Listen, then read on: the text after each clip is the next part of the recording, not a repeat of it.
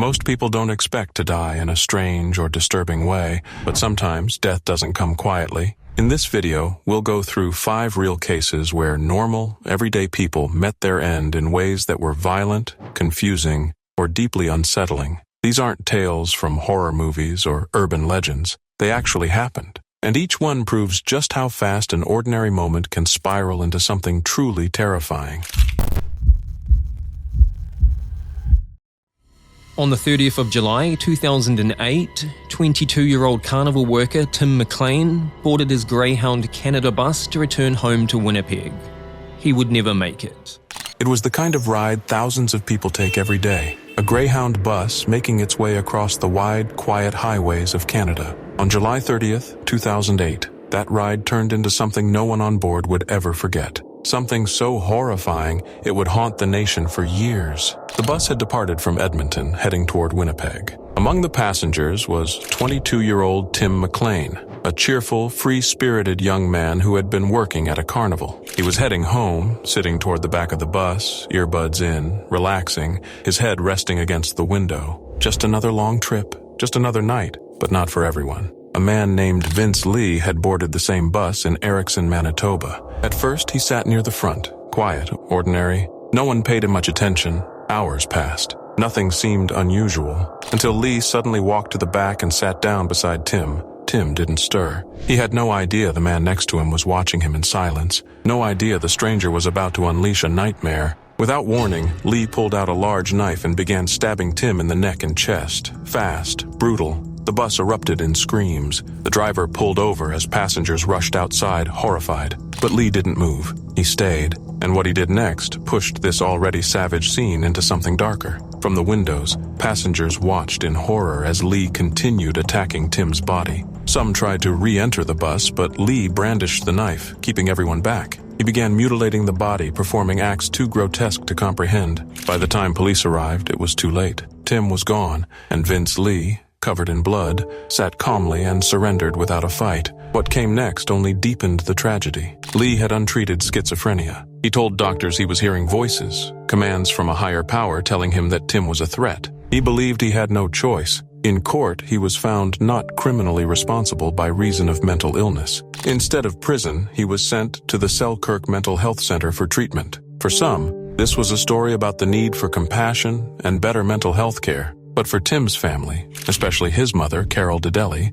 it felt like justice had been abandoned. Her son had been taken in a way no parent should ever experience. But what hurt even more was knowing the man responsible might one day walk free. And he did. In 2015, Lee began receiving supervised day passes. By 2017, he had legally changed his name to Will Baker. That same year, a Manitoba Review Board declared him no longer a threat and granted him an absolute discharge. No prison sentence, no criminal record, no restrictions, just ongoing treatment. To many Canadians, it was a shocking decision. Carol called it a catastrophic failure of the system. How could someone commit such horror and walk away with a new name and a clean slate, while her son remained a memory? The case split public opinion. Some said those suffering from mental illness shouldn't be punished for things they didn't understand. Others believed that violence like this should never be forgiven, no matter the diagnosis. Other high-profile cases followed, like the 2022 trial of Jeremy Skibicki, where the same defense raised the same questions. Where is the line between mental illness and accountability? Can someone who kills so violently ever truly be safe again? Today, Will Baker lives somewhere out of the spotlight. Whether he's truly rehabilitated, no one knows. But one thing is certain, Tim McLean's story hasn't faded. His family continues fighting for change. They want a justice system that doesn't forget the victims, that doesn't let trauma be buried under medical reports.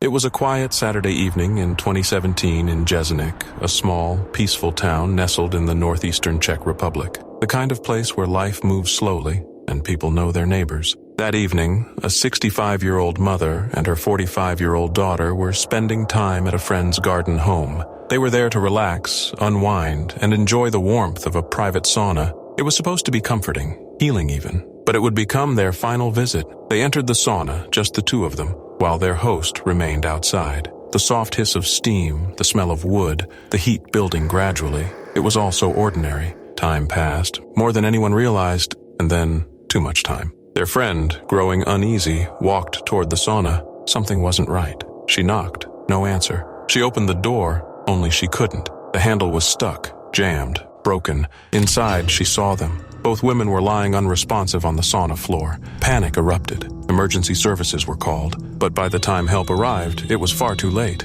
The two women, mother and daughter, were gone, dead from heat stroke. And the details of what had happened inside that tiny room were almost too much to bear. The handle on the sauna door had malfunctioned. It had trapped them inside. As the temperature climbed higher and higher, the women tried to escape. Evidence showed they had smashed at the small window in the door trying to break free. Shards of glass were scattered across the floor. Towels lay in disarray, twisted and abandoned in the chaos of their final moments. They had tried, desperately, but couldn't get out. Police later confirmed the cause of death, heat stroke. They had been inside for nearly 90 minutes before they were found. The delay, just a matter of minutes, had cost them their lives. Photos released after the investigation told the story in haunting stillness. A broken door handle, twisted metal, a shattered window pane, towels that once offered warmth, now markers of a frantic attempt to survive. The scene was both intimate and devastating. The tragedy shook the town. People who knew them, people who lived nearby,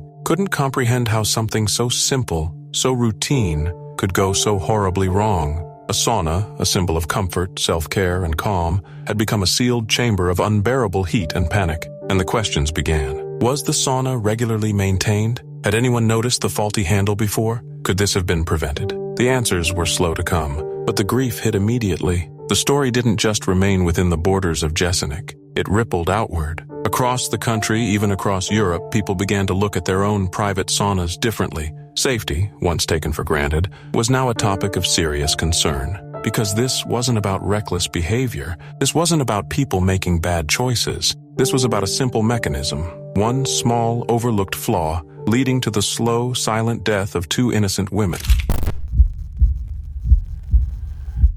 A 6-year-old boy began bleeding from his nostrils and mouth and eventually died at a hospital after eating a lollipop in East China's Shandong province.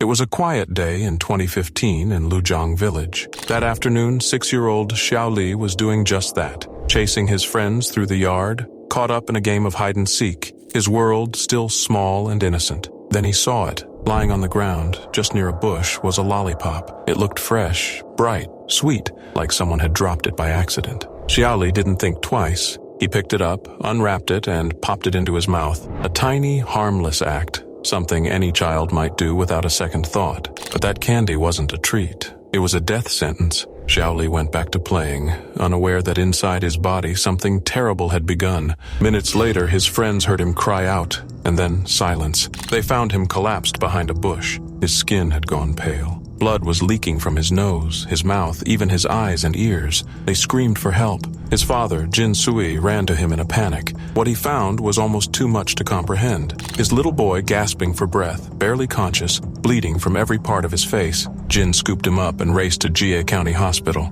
The doctors acted fast, but the poison had already invaded Xiaoli's organs, turning his blood dark. He was transferred to a larger hospital in Jining, but the damage was done. 2 days later, Xiaoli was gone. The tests confirmed the horrifying truth. The lollipop had been laced with tetramine, a chemical so toxic it's been banned in many countries for decades. In even the tiniest amounts, it shuts down the nervous system, destroying the body from the inside out. Though illegal, tetramine is still used in black market rat poison, especially in parts of China where regulation enforcement struggles to keep up with demand. But this wasn't an accident. More poisoned lollipops were found around the yard. Someone had planted them there, carefully, deliberately. Not tossed, not scattered, but placed. The candy hadn't broken, which ruled out the idea they'd been thrown over the fence. Whoever did this had walked onto the family's property. Whoever did this wanted those lollipops to be found by children. Police combed through every possible lead. Was it someone with a grudge? A neighbor with a hidden feud? A stranger with a twisted motive? Investigators examined the terrain, interviewed anyone who might have had a reason to target the family, but there were no witnesses, no camera footage. No one saw anything, and worst of all, no one was ever caught. The case stunned the village. People looked at their own front yards differently. Parents started keeping their children inside. Candy was no longer just candy. It was a question mark, a threat, an object of fear. How does a child's life end like this? Over a lollipop? The deeper tragedy is in how powerless Xiaoli was. He didn't make a mistake. He didn't do anything wrong. He saw something bright and colorful, and he did what any 6-year-old would do. He reached for it with joy. What he got instead was something no child should ever experience. What his father got was a memory no parent should ever carry. The moment your child's innocence meets someone else's cruelty. Authorities continued their investigation for years. They still do. The file remains open, but the killer, if that's even the right word for someone who does something so calculated and cold, was never found. Today, Xiaoli's death still casts a shadow over Lujiang village, and the question that lingers, who did this and why?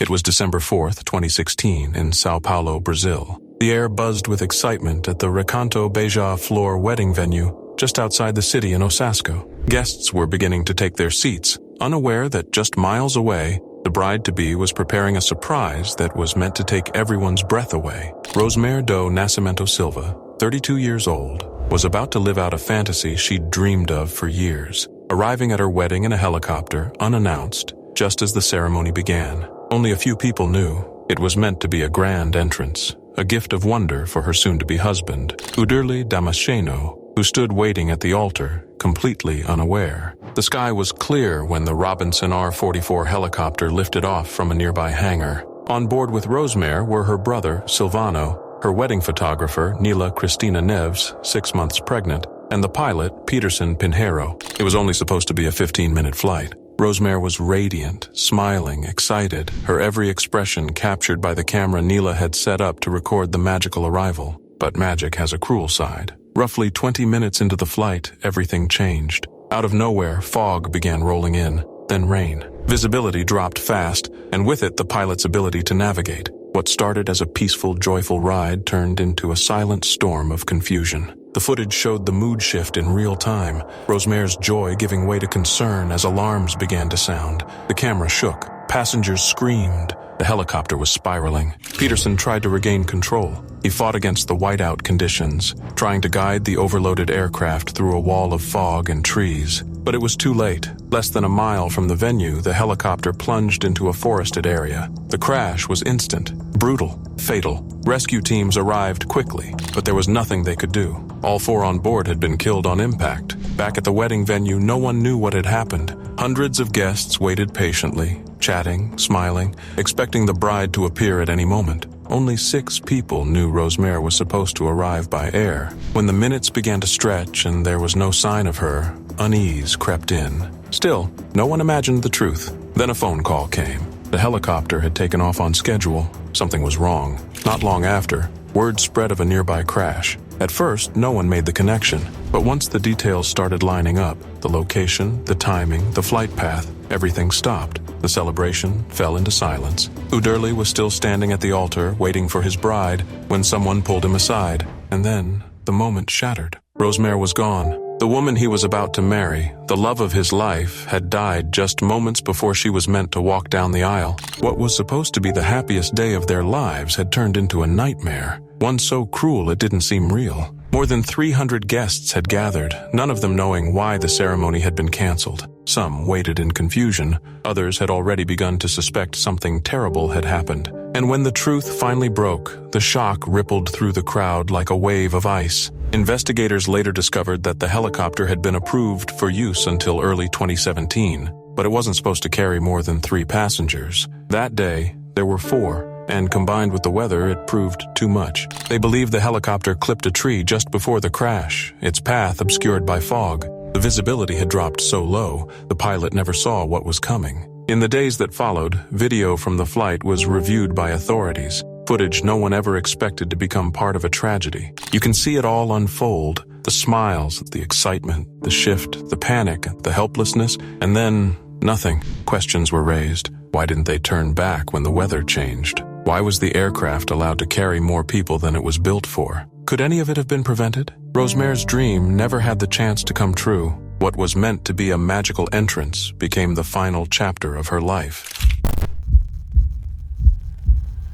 It was just after 11:30 p.m. on a cold January night in 2021. The streets of Columbus, Ohio were mostly quiet. Victoria Strauss, a 23-year-old graduate student at Ohio State University, was wrapping up her night after a long day of studying. She had dreams, big ones. She wanted to become a therapist, to help people, and by all accounts she was already doing that. Her friends called her a light. Her family described her as kind, ambitious, and deeply compassionate. That night she was parked in a downtown garage she'd used plenty of times before. Nothing unusual. Just another end to another busy day. She approached the exit, rolled down her window, and reached out with her credit card to pay the fee. Then the card slipped. It was one of those small, frustrating moments. Nothing serious, just annoying. The kind of thing that happens to all of us. Victoria opened her door and leaned out to grab it, just barely out of reach. But as she stretched toward the ground, her foot hit the gas, and everything changed in an instant. The car lurched forward. The open door slammed into the toll booth with brutal force.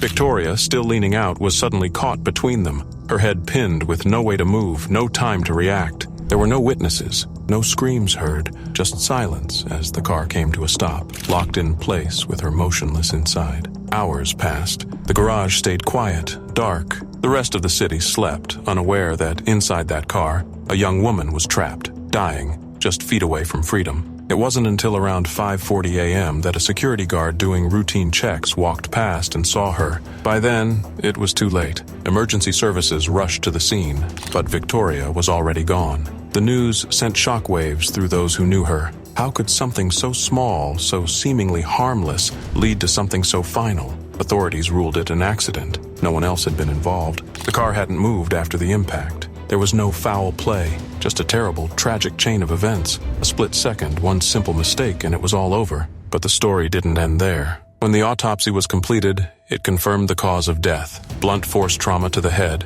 There were also signs of mechanical asphyxia. Her breathing had likely been restricted during the crash, but the head injury was what ultimately took her life. Then came a detail that made everything even more complicated. Victoria's blood alcohol level was 0.221-, nearly 3 times the legal limit in Ohio. She had been intoxicated. No other drugs were found in her system, but the alcohol was officially listed as a contributing factor. For some, that detail hit hard. It was unexpected, painful, but for her loved ones, it didn't change who she was. They knew Victoria's heart, her purpose, her character. They didn't reduce her to a statistic. They remembered the way she always showed up for others, even while fighting her own battles. The way she listened, the way she danced. She'd once been a cheer and dance team member at Florida Atlantic University before transferring. Dancing had always been her passion, her expression, her joy. So in the days after her death, her friends turned back to that. They honored her through movement, through tribute performances, carrying her memory in every step.